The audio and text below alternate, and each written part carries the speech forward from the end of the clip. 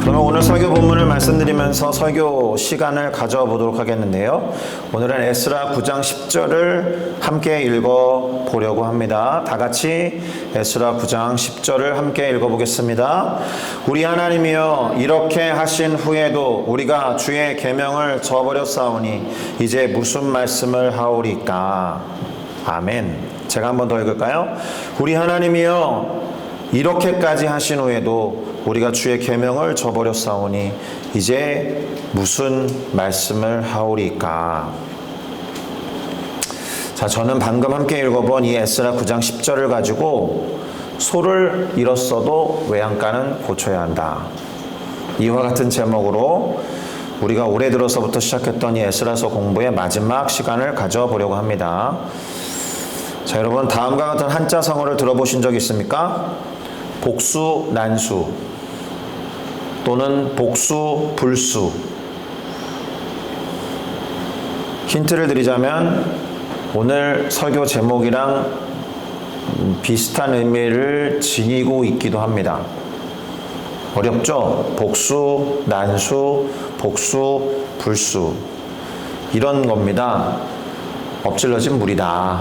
그래서 이미 엎질러진 물은 다시 담기가 어렵다라고 해서 복수, 난수, 이미 엎질러지는 물은 다시 담을 수가 아예 없다라고 해서 복수, 불수라고 사용합니다. 비슷한 속담으로는 이미 쏘아 놓은 화살과 같다, 돌이킬 수 없다, 이런 뜻이겠죠.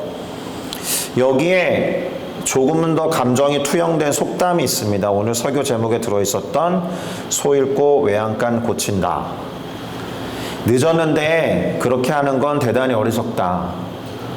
늦었는데 그렇게 하는 건 어리석다는 얘기는 미리 준비하지 못한 것에 대한 아쉬움을 표현한 속담, 미리 준비하지 못하고 대비하지 못한 것에 대한 아쉬움을 더 강조해서 사용하고 있는 속담이 소 잃고 외양간 고친다라는 속담이에요. 자, 왜 이런 이야기를 하고 있는지, 또 저는 무슨 재미로 속담을 이용해서 설교 제목을 정해보았는지, 오늘 우리가 공부할 에스라 9장 그리고 10장의 키워드를 먼저 말씀드려보면 회개입니다. 잘못을 돌이키고 고쳐가는 것을 회개라고 부르지 않습니까? 기독교에서는 상당히 익숙한 용어입니다. 요즘에 한국에서는 탄핵 심판 이런 것들, 그리고 계엄령 때문에, 불법 계엄령 때문에 여러 가지 조사와 수사가 이루어지고 있습니다. 그것에 대해서 이러쿵저러쿵 지금 말할 수 있는 그런 상황은 아닌 것 같고, 어쨌든 하나님의 공의와 정의에 맞게 돌이켜야 될 부분은 돌이켜지고 제자리를 찾아야 될 부분은 고쳐서 제자리를 찾는 그런 상황이 됐으면 좋겠다는 생각이 듭니다. 사실은 그런 심판이랄지 그런 어떤 법정 싸움이랄지 이런 것을 할 때 시시비비를 가리는 거잖아요.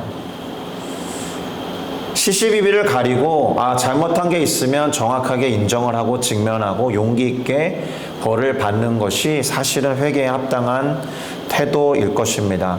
아이러니하게도 회개라는 말을 가장 많이 사용하는 곳은 교회이고 또 기독교계이죠. 일반 사람들은 회개라는 말을 잘 쓰지 않습니다. 내가 벌을 받지, 용서해달라, 사과합니다, 이런 정도의 말을 주로 사용하죠. 자, 그런데 우리 모두는 다 기독교인이고 이 교회에 모여있는 사람들이기 때문에 회개와 관련된 개인적인 경험들을 다 갖고 있습니다. 맞습니까? 저는 지금 생각해보면 대학교 1학년 때에 여름방학 때 있었던 선교단체 여름수련회에 참석해서 했던 회개의 경험을 대단히 생생하게 기억하고 있습니다.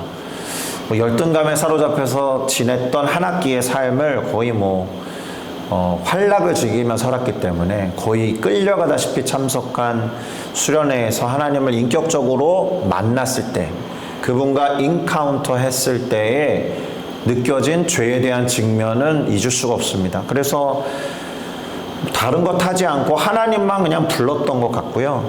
그랬더니 그 하나님이 정말 부드럽게 만나주셨습니다. 남다른 기억이 있죠.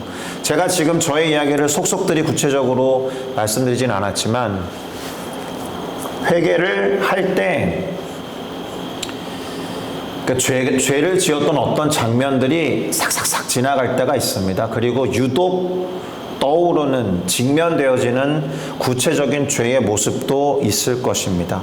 제가 지금 말씀을 드릴 때 두 가지 직면에 대해서 티나지 않게 말씀을 드렸는데 첫 번째 직면은 하나님을 만나는 것이고 인카운터 갓 하는 것이고 두 번째는 죄와 직면하는 순간이 될 겁니다.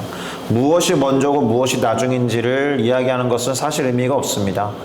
죄 때문에 하나님을 만나게 되기도 하고 하나님을 만났기 때문에 되려 죄에 직면하게 되기도 하기 때문에 그렇습니다. 죄에 직면하면서 용서를 구하며 하나님을 찾게 되기도 하고 그렇게 만나주신 하나님, 용서해주신 하나님 때문에 이후에 더 죄에 대해서 민감해지는 아니면 내가 정말 용서를 바랄 수 없는 죄인이구나 라는 사실에 직면하게 되기도 합니다. 그러면서 죄에 대해서 민감해져요. 믿는 크리스찬들은. 그렇다라고 해서 죄에 대해서 과도하게 신경을 써라 이런 의미는 아닙니다. 저는 민감하다는 단어와 예민하다는 단어를 구분해서 쓰는데 죄에 대해서 민감할 필요는 있지만 예민할 필요는 없다 이렇게 말합니다. 물론 이게 한국어 국어사전에서 정확하게 어떻게 구분해서 쓰는지는 모르지만 예민은 뭔가 좀 더 신경질적인 상황에서 사용할 때가 많기 때문에 그렇습니다. 그 정도로 이야기해도 되겠죠. 죄에 대해서 과도하게 신경 쓸 필요는 없지만 그렇다라고 너무 무덤덤해도 안 된다. 기독교는 죄에 대해서 직면시키는 종교가 맞습니다만 그렇다라고 죄에 머물게만 하는 종교는 아니라 그 너머에 계신 그 죄를 해결하시는 하나님께 더 관심을 기울이게 하는 종교가 맞습니다. 그렇게 할 때, 그러니까 하나님께 관심을 기울이면 기울일수록 죄로부터는 자연스럽게 멀어진다는 거죠. 왜요? 하나님과 죄는 양립할 수 없기 때문에 하나님을 선택하고 하나님과 친밀해지려는 연습 속에 들어가면 들어갈수록 죄로부터는 멀어져 있을 것입니다. 그래서 죄를 이겨내야지 그렇게 강박적으로 생각하지 마시고 하나님과 친해져야겠다. 하나님을 만나야겠다. 하나님을 찬양해야겠다. 하나님을 예배해야겠다라고 생각을 하나님께 맞추면 죄로부터는 자연스럽게 멀어져 있고 해방의 기쁨을 만날 수 있을 거라고 생각합니다. 그러나 그럼에도 불구하고 우리가 거룩하신 하나님을 만나면 만날수록 죄에 대해서 더욱더 민감해진다는 것은 틀림이 없습니다. 이 민감함을 어떻게 표현할 수 있느냐? 보통 사람들이 죄라고 여기지 않는 것을 우리는 죄라고 느끼기 때문에 그래요. 보통 사람들이 그거 죄 아닌데 괜찮아 이렇게 하는 것에 대해서도 우리는 불편한 마음을 갖는다라는 것이죠. 그래서 왜 그렇게 되느냐? 그 죄에 대해서 나 죄를 짓지 않아야지라는 어떤 죄에 대한 강박이 아니라 죄와 멀리 떨어져 계신 하나님을 생각하기 때문에 그렇게 되는 건데 그 부분을 더욱더 추구하고 기도했던 사람들 중에 청교도라고 있죠. 퓨리탄이라는 사람들이 이런 기도도 했습니다. 주님, 알고 지은 죄와 모르고 지은 죄를 모두 용서하여 주십시오. 우리도 이런 기도 합니다. 미처 깨닫지 못했던 죄에 대해서 깨달음이 오면, 그러니까 처음으로는 모르고 지은 죄를 용서해 주십시오. 아직 무엇이 죄인지 모르겠습니다. 라고 할 때는 그렇게 기도하다가 그것이 죄다라는 깨달음이 왔을 때, 그것이 죄구나 해서 그게 죄인 것을 알고 하는 기도로 넘어가자는 이야기입니다. 그런데 주목해야 될 것, 조금 생각해야 될 것은 알고 지은 죄라는 표현이에요. 이게 두 가지로 읽히는데요. 그것이 죄라는 것을 알면서도 범하는 죄라는 의미가 첫 번째로 있겠죠. 두 번째는 나중에 그것이 죄였다라는 것을 알게 된 경우를 말합니다. 차이가 미묘하지만 분명합니다. 알고 지은 죄, 모르고 지은 죄를 모두 용서해 주십시오라고 할 때는 그것이 죄인 것을 깨달았으니 그 죄를 용서해 주십시오라고 고백하되 그 시점까지 깨닫지 못한 죄까지도 용서해 주십시오라고 하는 것인데, 이 경우가 최악이죠. 이미 그것이 죄인 것을 알고 있으면서 범하는 거예요. 고의로 범하는 죄입니다. 고범죄라고 불러요. 그거는 죄질이 그야말로 무겁습니다. 뭐 그렇게 쓰여 있는 건 아니지만 오늘날 법정에서 가중처벌하는 그런 경우에 해당할 수 있겠습니다. 고범죄를 범하지 않도록 기도하고 하나님의 도우심을 붙잡기를 바랍니다.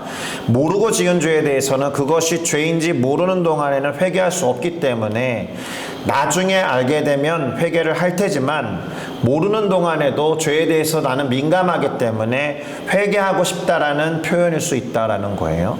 중요한 것은 회개를 위해서 반드시 필요한 것이 뭐라는 거예요? 깨달음이라는 겁니다. 그래서 깨닫는 것도 은혜다라고 말하는 겁니다. 누군가는 그것이 죄인 것을 깨달아서 회개할 수 있는데, 누군가는 그것이 죄인 줄을 몰라서 그저 모르고 지은 죄도 용서해 주십시오라는 정도에 머물 수밖에 없는 거죠. 성령의 역할도 그거라고 말씀드린 바 있습니다. 죄에 대해서, 의에 대해서, 심판에 대해서 책망하시기도 하고 깨닫게 하시는 존재가 성령이기 때문에, 사실은 성령이 우리 안에 계실 때 때로는 불편한 거예요. 죄에 대해서 깨닫게 하시니까. 민규야, 이거 살살살 긁어줄 테니까 빨리 돌아와, 이렇게.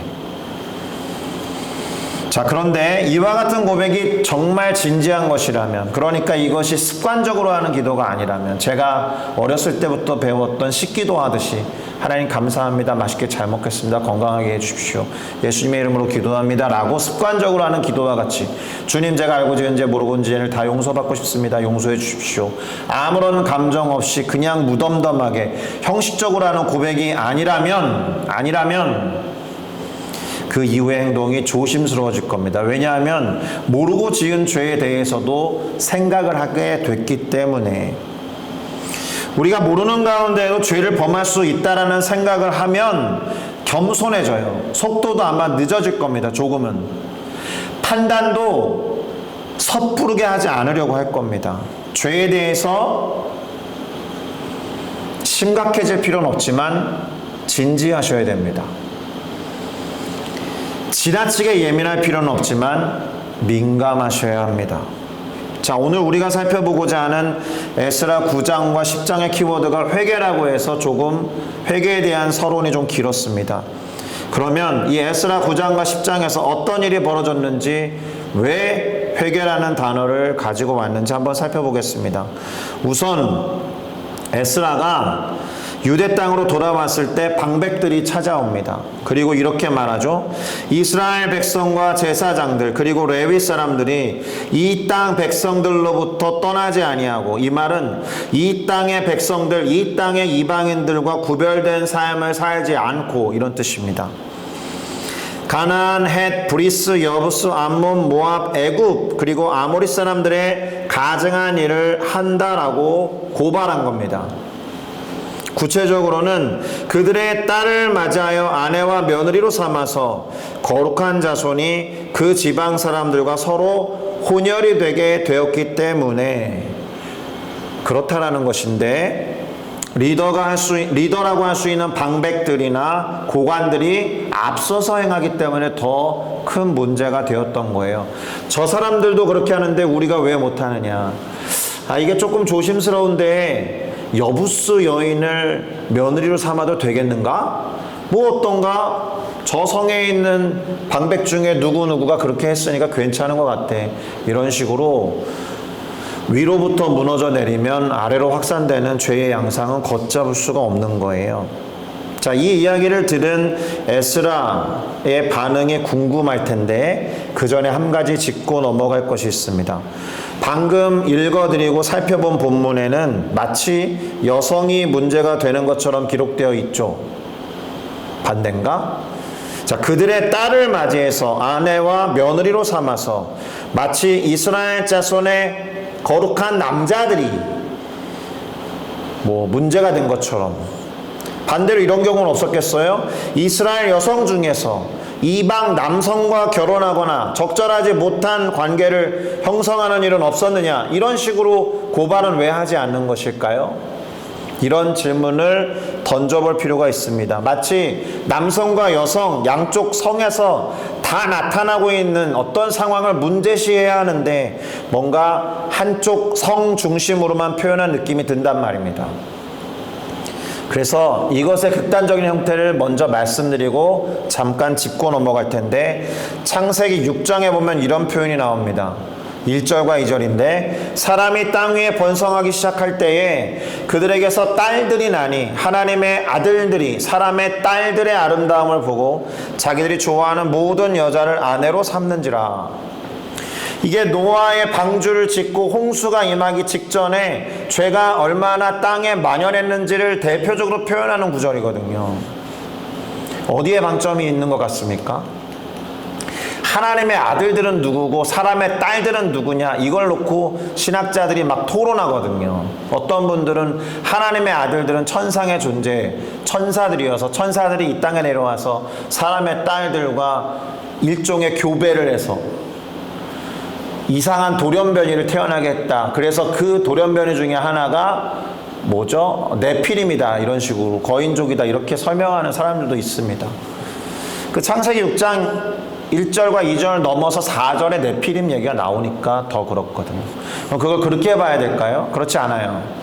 비록 안타깝게도 아들과 딸들이라고 대립을 해놨지만 이것의 방점은 하나님을 신실하게 믿는 사람들과 하나님을 신실하게 믿지 않는 사람들 사이의 혼합, 그걸 말하고 있는 거예요. 게다가 자기들이 좋아하는 모든 여자를 아내로 삼는다는 것은 자기들이 좋아하는 족족, 자신들의 욕구와 욕망을 참지 못하고 원하는 대로 다 행하는 그런 세태를 말하는 것이지, 저것을 지나치게 이거 너무 성적으로 불평등한 거 아니야? 이렇게 말할 것까지는 없다라는 거예요.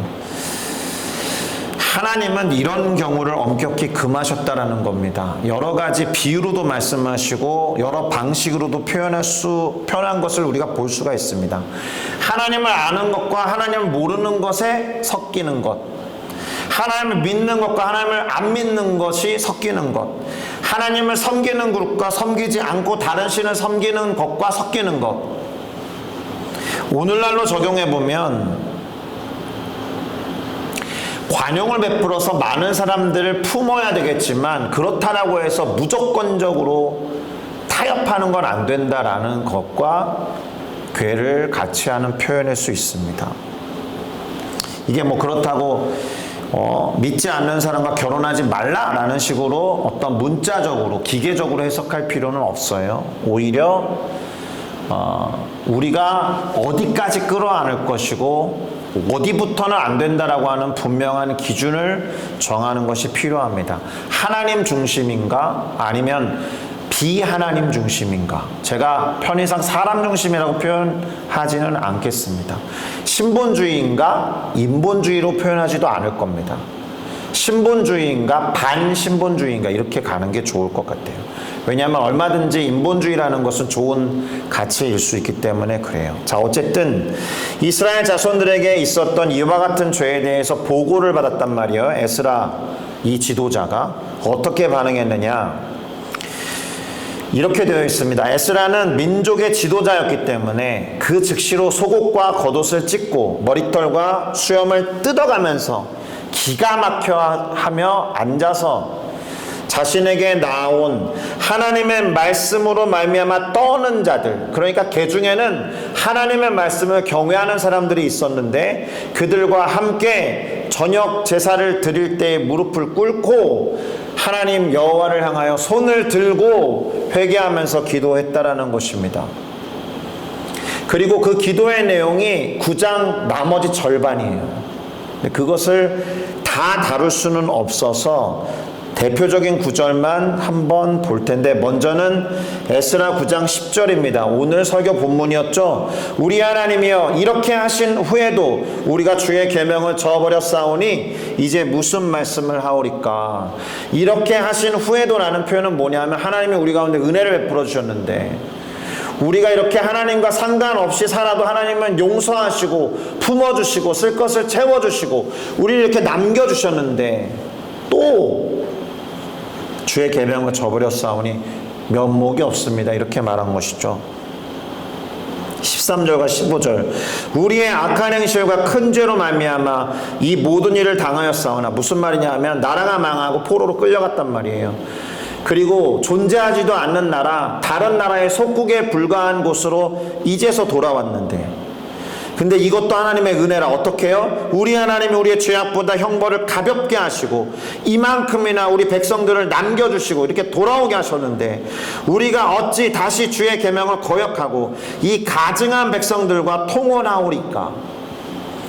그리하면 주께서 어찌 우리를 멸하시고 남아 피할 자가 없도록 진노하지 아니하시리까? 이스라엘 하나님 여호와여, 주는 의로우시니 우리가 남아 피하는 것이 오늘날과 같사옵거늘. 앞에서 말한 이렇게 하신 후에도 똑같은 말이에요. 도리어 주께 범죄하여 싸우니, 은혜를 아는 자들이 이렇게 범죄하여 싸우니, 은혜를 입은 자들이 이렇게 범죄하여 싸우니, 이로 말미암아 주 앞에 한 사람도 감히 서지 못하겠다 하니라. 핵심이 무엇이에요? 하나님은 그래도 은혜를 베풀어 주셨다. 우리를 끝까지 선대하셨는데 우리는 어찌 이럴 수밖에 없었단 말인가. 이런 식의 한탄이 있었다는 겁니다. 배은망덕이죠. 은혜를 배신하고 은덕을 잊어버린 겁니다. 물론 이렇게 읽고 나니까 우리들이 지금 이 이스라엘 백성들과 어떠한가라는 질문을 던져볼 필요가 있습니다. 그들과 다를 바가 없어요. 은혜를 받아서 하나님의 자녀가 되었지만 늘 죄 가운데 거하고 습관적이고 반복적인 죄를 범하고 있기 때문에 그렇습니다. 자, 그런데 에스라는 민족의 죄악을 품고 민족 전체를 대신해서 대제사장적 기도를 하는 겁니다.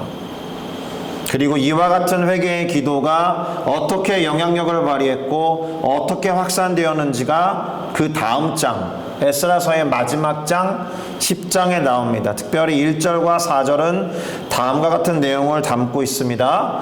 에스라가 하나님의 성전 앞에 엎드려 울며 기도하여 죄를 자복할 때에 많은 백성이 크게 함께 통곡했다라는 거예요. 그리고 이스라엘 중에서 남녀 백성들과 어린아이의 큰 무리가 그 통곡하는 현장으로 모여들었다라는 거죠.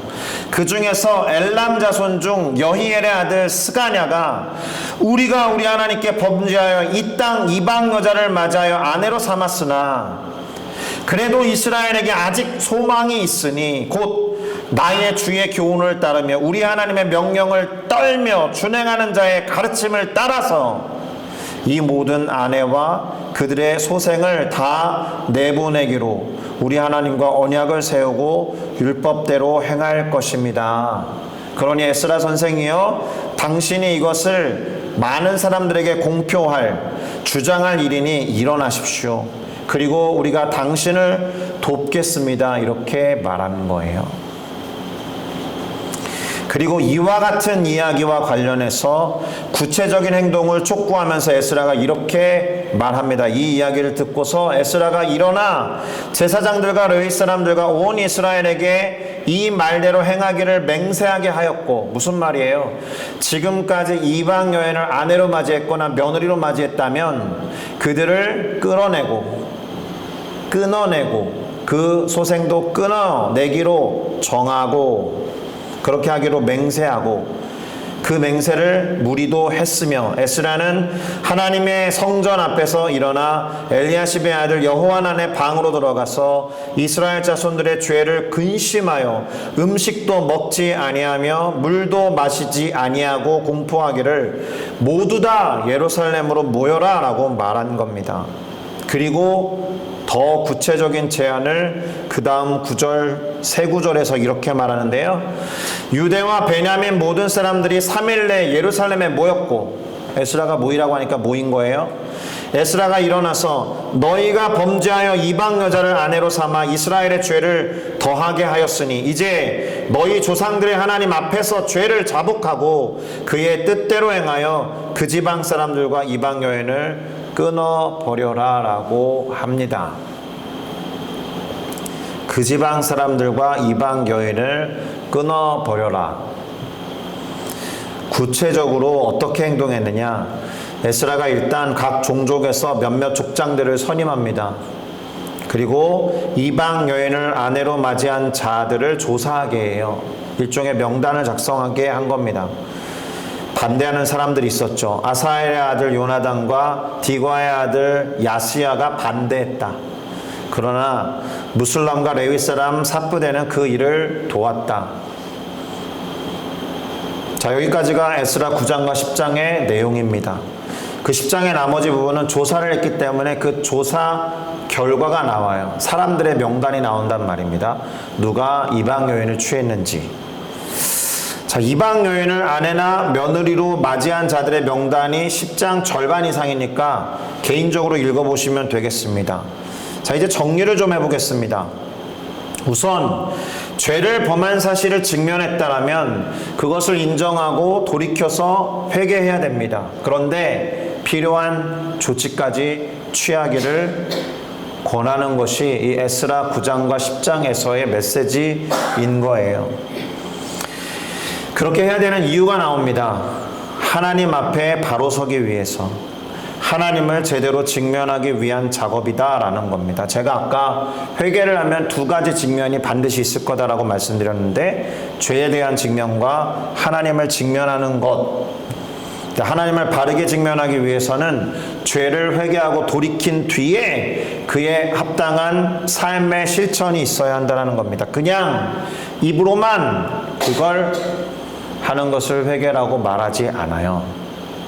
물론 제가 지금 스무스하게 넘어왔지만 뭐 그렇게 이미 맞이한 아내인데, 이미 맞이한 며느리인데 돌려보내고 거기서 태어난 소생들까지 끊어내는 것은 너무 비인격적인 것 아닙니까? 이렇게 물을 수 있죠.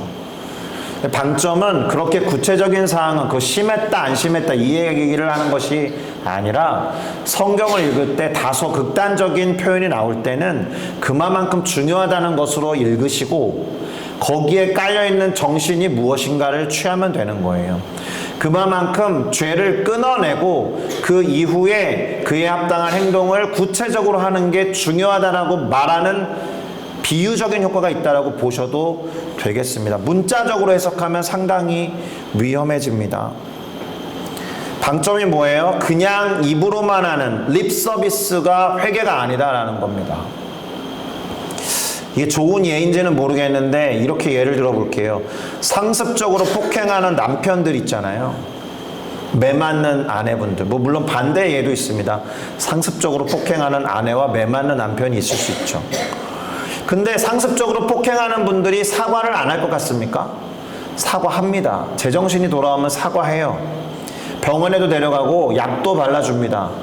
정말 병 주고 약 주고를 반복해요. 그런데 상습적으로 또 때려요. 회개라고 말하지 않습니다. 매를 맞은 배우자에게 용서를 구한 게 그저 립서비스인 거예요. 그걸 회개라고 말하지 않는다라는 겁니다. 용서를 구했다면 돌이켜야죠. 더 이상 폭행을 멈춰야 되는 겁니다. 이쯤에서 처음에 막 사자성어 말하고 속담 얘기했던 것으로 돌아가 볼까요? 이미 엎질러진 물이라면 그래도 쏟아진 물은 닦아야죠. 그리고 주변을 정리하는 작업을 하셔야죠. 그리고 그 컵에 또 뭐 그릇이든 또 다른 물을 담을 준비를 해야죠. 안 그렇습니까? 체념하고 탄식하는 게 전부가 아니다라는 말입니다. 왜냐하면 회개는 결코 깨닫는 것으로만 그치지 않기 때문에 그래요. 그에 합당한 행동, 그에 합당한 실천, 그것이 뒤따라야 진정한 회개인 거예요. 회개의 의미가 물론 우리말이지만 돌이켜서 고치다라는 뜻이잖아요. 그쵸? 엎질러진 물이어도 쏟아진 물을 닦기라도 해야 하고 컵을 깨끗이 씻기라도 해야 하는 것처럼 잘못된 행동이 뭐 이미 벌어졌는데 어떻게 하라고가 아니라 그 행동을 수정하거나 또는 다시 범하지 않기 위해서 어떤 행동이 필요할까 이것을 생각해야 한다라는 겁니다. 그러니까 초반에 사자성어 말씀드렸죠. 복수, 난수, 복수 불수. 엎질러진 물은 주워 담기 어렵거나 주워 담을 수 없다. 그러나 그것에서 그치는 것이 아니라 다른 사자성어를 하나 더 말씀드리고 설교를 마무리하겠습니다. 이런 거예요. 망양보뢰. 양을 잃은 뒤에 우리를 고친다는 뜻이니까 정확하게 소 잃고 외 한 칸 고친다는 속담을 표현한 것처럼 보입니다. 그런데 아까 소 잃고 외 한 칸 고친다라는 게 어디에 방점을 뒀다고요? 어리석다제. 미리 준비하지 못하고 다 잃어버리고 고치는 게 무슨 소용이 있어 라는 것에 방점이 있다면, 이 망양보뢰는 그래도 고쳐야 한다라는 것에 방점이 있는 사자성어입니다. 고쳐봐야 소용이 없다가 아니라 그래도 고쳐야 한다. 잃어버리고 또 잊어버리고 이렇게 낙심하는 걸로 그치지 말고 다시 잃어버리거나 다시 잊어버리지 않기 위해서 보수해라, 이런 뜻입니다. 마지막으로 우리는 다윗의 회개를 잘 알고 있습니다. 여기서 교훈을 얻어야죠. 다윗이 밧세바를 범했을 때 나단 선지자가 찾아와서 회개를 촉구했습니다. 나단 선지자가 지혜로웠던 건 뭐냐 하면 직접적으로 대놓고 말하지 않았습니다. 비유로 말했죠. 어느 성읍의 부자 이야기를 합니다. 손님을 맞이하기 위해서 자기 소유의 양과 소를 잡아도 되는데, 왜냐하면 부자니까. 그런데 가난한 자에게 있었던 하나뿐인 암양 새끼를 빼앗았다. 그랬더니 다윗이 붕괴하죠.